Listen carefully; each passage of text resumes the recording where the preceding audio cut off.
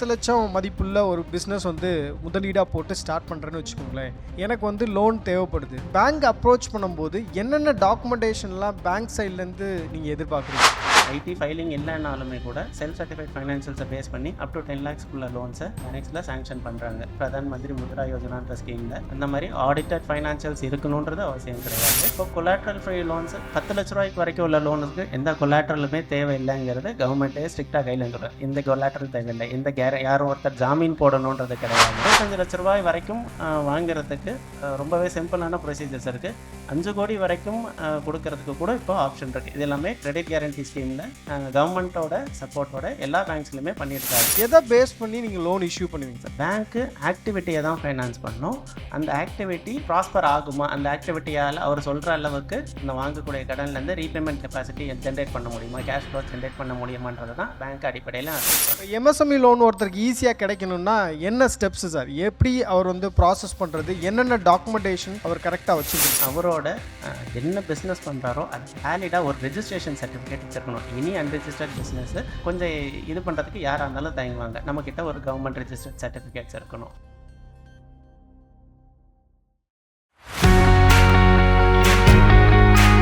வணக்கம் சார். இப்போ என்னுடைய பிஸ்னஸ் வந்து எம்எஸ்எம்இ லோனுக்கு எலிஜிபிளா இல்லையா அப்படின்றத நான் எப்படி சார் தெரிஞ்சுக்கிறது? சார், எம்எஸ்எம்இ லோனுன்றது ஒன்றும் இல்லை. நமக்கு நம்ம என்ன ஆக்டிவிட்டி பண்ண போகிறோன்றது தான் இருக்குது. ஒன்று உற்பத்தி பண்ணுறோமா இல்லை வியாபாரம் பண்ண போகிறோமா அப்படிங்கிறது தான் இருக்குது. இப்போ எம்எஸ்எம்இ லோன்ஸை பெரும்பாலும் உற்பத்தி இல்லை வியாபாரம் இதை சார்ந்த ஒரு ஆக்டிவிட்டிக்கு தான் நம்ம ஃபைனான்ஸ் பண்ணுறோம். அவங்களுக்கு ஏற்கனவே நாலேஜ் ட்ரைனிங், பிஸ்னஸ் ட்ரைனிங் இருந்ததுன்னா அந்த ட்ரைனிங்கை பேஸ் பண்ணி நம்ம கவர்மெண்ட் ஏஜென்சிஸ் மூலமாக ஹேண்ட் ஓவர் பண்ணி அவங்களுக்கு லோன்ஸை சாங்ஷன் பண்ணி கொடுக்குறத பேங்க்கு கைட் பண்ணி கொடுக்கும்.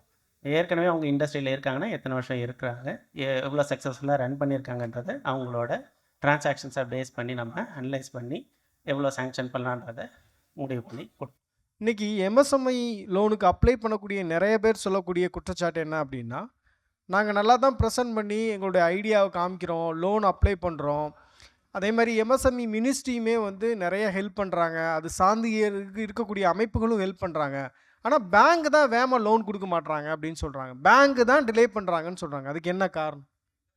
இது முன்னாடி கொஞ்ச நாளைக்கு முன்னாடி வரைக்குமே இந்த இஷ்யூ இருந்தது. பட் கம்பேர் பண்ணும்போது கடந்த 10 ஆண்டுகளில் அந்த லோன்ஸை சாங்ஷன் பண்ணக்கூடிய டைம்லைன் வந்து வெகுவாகவே கம்மி பண்ணியிருக்காங்க. இப்போ ஒரு 5 லட்ச ரூபாய்க்குள்ள வர லோன் எல்லாம் வந்து அதிகபட்சம் 2 வாரத்துக்குள்ளே இந்த டெசிஷனை கம்யூனிகேட் பண்ணி கொடுக்கணுங்கிறது ரிசர்வ் பேங்க் ஆஃப் இந்தியா கைட்லைன்ஸ்லேயே இருக்குது. அவங்க எவ்வளோ சீக்கிரம் அவங்க நம்ம கேட்குற ஃபைனான்சியல்ஸை கொடுக்குறாங்க, விசிட்ஸ் எல்லாம் அரேஞ்ச் பண்ணி கொடுக்குறாங்கன்றதை பொறுத்து தான் அந்த டிலே இருக்கிறது இருக்குது. மற்றபடி இப்போ அந்த நீங்கள் சொல்கிற அந்த டிலேஸ் எல்லாமே ஒரு காலத்தில் இருந்தது. இன்றைக்கி வந்து அது வெகுவாக குறைஞ்சிருக்குன்றது தான் தரிசனமான உண்மை. இப்போ உதாரணத்துக்கு நான் ஒரு 10,00,000 மதிப்புள்ள ஒரு பிஸ்னஸ் வந்து முதலீடாக போட்டு ஸ்டார்ட் பண்ணுறேன்னு வச்சுக்கோங்களேன். எனக்கு வந்து லோன் தேவைப்படுது. இப்போ நான் வந்து பேங்க் அப்ரோச் பண்ணும்போது என்னென்ன டாக்குமெண்டேஷன்லாம் பேங்க் சைட்லேருந்து நீங்கள் எதிர்பார்க்குறீங்க? உங்களோட என்டைட்டி பதிஞ்சிருக்கீங்களான்றது பார்க்கணும். ஒன்று உதயம் ரெஜிஸ்ட்ரேஷன் சர்டிஃபிகேட் இருக்குதுன்றதை பார்க்கணும். ஒன்று இல்லை அந்த இடத்துல நீங்கள் ஒரு எக்ஸாம்பிளுக்கு ஹோட்டல்ஸ் ஆரம்பிக்கிறீங்கன்னா அதுக்கான வேலிட் லைசன்சஸ் இருக்கணும்.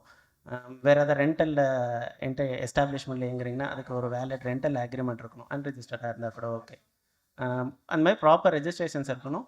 உங்களோட டிரான்சாக்ஷன்ஸ் எல்லாமே ப்ராப்பராக அக்கௌண்ட்டில் வந்து இருக்குதுன்றதை பார்க்கணும். ஒன்று ஐடி ஃபைலிங் இல்லைனாலுமே கூட செல்ஃப் சர்டிஃபைட் ஃபைனான்சியல்ஸை பேஸ் பண்ணி அப் டு 10 lakhsக்குள்ள லோன்ஸை நம்ம பேங்க்ஸில் சாங்ஷன் பண்ணுறாங்க. பிரதான் மந்திரி முத்ரா யோஜனான்ற ஸ்கீமில் அந்த மாதிரி ஆடிட்டட் ஃபைனான்சியல்ஸ் இருக்கணுன்றது அவசியம் கிடையாது. அவங்க செல்ஃப் சர்டிஃபைடாக கூட ஃபைனான்சியல் சப்மிட் பண்ணலாம். ஒன்லி திங் அவங்களோட ஆக்டிவிட்டி வந்து பிஸ்னஸாக, ட்ரேடிங்காக இல்லை மேனுஃபேக்சரிங்கான்றதை அவங்க தெளிவாக இது பண்ணணும். அதுக்கான வேலிட் ரெஜிஸ்ட்ரேஷன் சர்டிஃபிகேட்ஸ் இருந்ததுன்னா அவங்களோட எக்ஸிஸ்டிங் கிரெடிட் ஹிஸ்ட்ரியுமே வந்து ஒரு பேராமீட்டராக இங்கே இருக்குது. அவங்களோட முன்னாடி வாங்கியிருக்க கடன்களை ஒழுங்காக கட்டியிருக்காங்களா, தாமதங்கள் இருந்திருக்கா, எதனால் ஆக்சுவலாக இருந்திருக்கு, இதெல்லாம் அனலைஸ் பண்ணி தான் வந்து ஒரு லோனை அப்ளிகேஷன் ப்ராசஸ் பண்ணுறதுல பேங்க்கை டிசைட் பண்ணும். ஒரு புது தொழில் தொடங்கும் போது நம்ம வந்து முதலீடு அப்படின்றது நம்மகிட்ட பெருசாக இருக்காது. மேபி என்கிட்ட வந்து ஒரு சின்ன லேண்ட் இருக்கும். ஸோ இதை நான் வச்சு தான் வந்து நான் லோன் எடுக்க முடியுமா, இல்லை கொலாட்ரல் ஃப்ரீ லோன் வந்து பேங்க் வந்து இஷ்யூ பண்ணுறாங்களா நம்ம ஒரு புது தொழில் ஸ்டார்ட் பண்ணணும்னு நினைக்கும் பொழுது? இப்போ கொலாட்ரல் ஃப்ரீ லோன்ஸ் 10 லட்ச ரூபாய்க்கு வரைக்கும் உள்ள லோனுக்கு எந்த கொலாட்ரலுமே தேவையில்லைங்கிறது கவர்மெண்ட்டே ஸ்ட்ரிக்டாக கையில் சொல்லுவேன். இந்த கொலாட்ரல் தேவையில்லை, இந்த யாரும் ஒருத்தர் ஜாமீன் போடணுன்றது கிடையாது.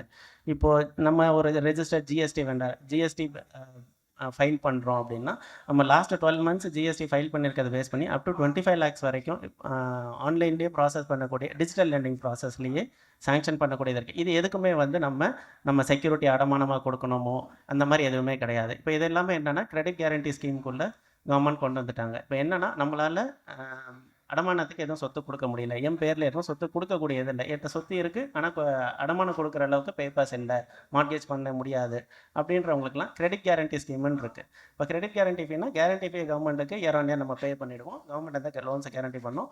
உங்களோட ஆக்டிவிட்டிக்கான ஒர்க்கிங் கேபிட்டலில் பேங்க்ஸை ஃபைனான்ஸ் பண்ணும். ஒர்க்கிங் கேபிட்டலாக இருக்கலாம், தவணை முறையில் கட்டக்கூடிய டேர்ம் லோன்ஸாக இருக்கலாம்.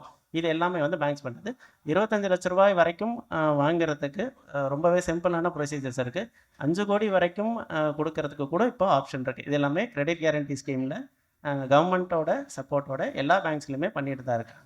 இப்போ எம்எஸ்எம்இ லோன் அப்ளை பண்ணக்கூடிய நபர்கள் செய்யக்கூடிய தவறுகள்னா என்ன? நீங்கள் வந்து இப்போ நிறைய பேரை பார்த்துருப்பீங்க லோன் அப்ளை பண்ணுறவங்கள. அவங்க பண்ணக்கூடிய ஒரு மேஜர் மிஸ்டேக்ஸ்னால் என்ன? எதனால அவங்களுக்கு வந்து சீக்கிரமாக கிடைக்கிறதில்ல லோன்? அடிப்படையில் அவங்களோட பேங்கிங் ஹேபிட்ஸ் வந்து போராக இருக்கும். எல்லாமே வந்து கேஷாகவே டீல் பண்ணுது. பர்ச்சேஸ் கேஷ், சேல்ஸு கேஷில் எல்லாமே கேஷாக இருக்குது. இது எதுவுமே அக்கௌண்ட் பண்ணியிருக்க மாட்டாங்க. ஒன்று. ரெண்டாவது, ஐடியில் ஃபைல் பண்ணும்போது ஒரு 30-40 லட்ச ரூபாய்க்கு வியாபாரம் பண்ணியிருப்பாங்க.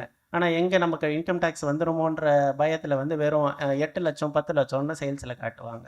இப்போ இதெல்லாம் வந்து எப்படின்னா, இப்போ ஒரு ஒர்க்கிங் கேபிட்டல் நம்ம அசஸ் பண்ணுறோன்னா அவங்களோட மொத்த டேர்ன் ஓவரில் ஒரு 1/5 தான் நம்ம வந்து லிமிட்டாக நம்ம வந்து கொடுப்போம். அதில் ஒரு 25% மார்ஜின் கொண்டு வருவார். நம்ம 1/5 நம்ம கொடுத்துடுவோம். இப்போ இந்த புரிதல் இல்லாமல் டேக்ஸ் இன்கம் டேக்ஸ் கட்ட வேண்டி இருக்குமோன்ற பயத்தினால அவங்க டேர்ன் ஓவரை கம்மியாக பண்ணும்போது உண்மையிலேயே அவங்களோட ஆக்சுவல் ரெக்குவயர்மெண்ட்டை பேங்க்கால் சப்போர்ட் பண்ண முடியாமல் போகிற நிலைமை தான் நிறைய இருக்குது. சார், இப்போ டாக்குமெண்டேஷனை பொறுத்தவரையில் நீங்கள் வந்து அந்த எம்எஸ்எம்இ லோன் அப்ளை பண்ணக்கூடியவருடைய ஐடியாவை நீங்கள் வந்து ரொம்ப ப்ரையாரிட்டியாக பார்ப்பீங்களா? இல்லை இந்த ஐடியா ஓகே, பட் ஆனால் அவரால் திருப்பி அந்த கடனை செலுத்த முடியுமா அப்படின்றது உங்களுடைய ப்ரையாரிட்டியாக இருக்குமா? எதை பேஸ் பண்ணி நீங்கள் லோன் இஷ்யூ பண்ணுவீங்க? பேங்க்கு ஆக்டிவிட்டியை தான் ஃபைனான்ஸ் பண்ணும். அந்த ஆக்டிவிட்டி ப்ராஸ்பர் ஆகுமா, அந்த ஆக்டிவிட்டியால் அவர் சொல்கிற அளவுக்கு அந்த வாங்கக்கூடிய கடன்லேருந்து ரீபேமெண்ட் கெப்பாசிட்டி ஜென்ரேட் பண்ண முடியுமா, கேஷ் ஃப்ளோ ஜென்ரேட் பண்ண முடியுமான்றது தான் பேங்க் அடிப்படையில் அசஸ் பண்ணும். இப்போ எம்எஸ்எம்இ லோன் ஒருத்தருக்கு ஈஸியாக கிடைக்கணும்னா என்ன ஸ்டெப்ஸு சார்? எப்படி அவர் வந்து ப்ராசஸ் பண்ணுறது? என்னென்ன டாக்குமெண்டேஷன் அவர் கரெக்டாக வச்சுருக்கணும்? சார், ஒன்று, அவரோட என்ன பிஸ்னஸ் பண்ணுறாரோ அதை வேலிடாக ஒரு ரெஜிஸ்ட்ரேஷன் சர்டிஃபிகேட் வச்சுருக்கணும். எனி அன்ரெஜிஸ்டர்ட் பிஸ்னஸ்ஸு கொஞ்சம் இது பண்ணுறதுக்கு யாராக இருந்தாலும் தயங்குவாங்க. நம்மக்கிட்ட ஒரு கவர்மெண்ட் ரெஜிஸ்டர்ட் சர்டிஃபிகேட்ஸ் இருக்கணும். உதயம் ஆதார்னு இருக்குது. இப்போ ஹோட்டல்ஸ் நடத்துகிறாங்கன்னா எஃப்எஸ்எஸ்ஐ இருக்குது. ஒரு ட்ரேட் ஆக்டிவிட்டி பண்ணுறாங்க, அவங்களோட மொத்த வியாபாரம் 40 லட்ச ரூபாய்க்கு மேலே போகுதுன்னா அப்போ ஜிஎஸ்டி வந்து அடிப்படையில் தேவைப்படுது. அப்போ ஜிஎஸ்டி இது வேணும். ஒரு மெடிக்கல் ஷாப் ரன் பண்ணுறாங்க, ட்ரக் லைசன்ஸ் தேவை இருக்குது. அந்த மாதிரி ஒரு யூனிட்டுக்கு என்ன பிஸ்னஸ் பண்ணுறாங்களோ அதை சார்ந்த அப்ரூவல்ஸ் கையில் இருக்கணுங்கிறது ஒன் பேசிக் இன்ஸ்டன்ஸ். ரெண்டாவது, அவங்க வாங்குகிற கடன் இதுக்கு முன்னாடி வாங்கியிருந்த இது எல்லாத்தையுமே ப்ராம்ப்டாக கட்டியிருக்காங்களா? ஒரு சில நாட்களில் தவிர்க்க முடியாத சில காரணங்களால் தாமதங்கள் ஏற்படலாம். ஆனால் அந்த தாமதங்கள் சரி செய்யப்பட்டு விட்டால் அதை இது பண்ணிவிட்டு அப்ரூவல்ஸ் எடுத்துகிட்டு பண்ணக்கூடிய ஆப்ஷன்ஸ் இருக்குது. பட் அது மொத்தத்துக்குமே நம்ம ஏற்கனவே வாங்கிட்டு ரொம்ப ஸ்ட்ரெஸ்லேருந்து அதை கட்டாமல் இருந்துட்டு செட்டில் ஆகிருந்தாலும் அந்த மாதிரி கட்ட முடியாத பாரோவர்ஸ்க்கு திருப்பி என்டர்டெயின் பண்ணுறதுக்கு தயக்கங்கள் கண்டிப்பாக இருக்க தான் செய்யுது. ஐ திங்க் இந்த இன்ட்ராக்ஷன் ரொம்ப யூஸ்ஃபுல்லாக இருந்திருக்கும்னு நினைக்கிறேன் sir. Thank you sir. Thank you so much. மேலும் ஈடி தமிழ் சேனல்ல வரப்போகும் பிசினஸ் மற்றும் அது ரிலேட்டடான வீடியோவை பார்க்க உடனே கீழே இருக்க சப்ஸ்கிரைப் பட்டனை கிளிக் பண்ணுங்க.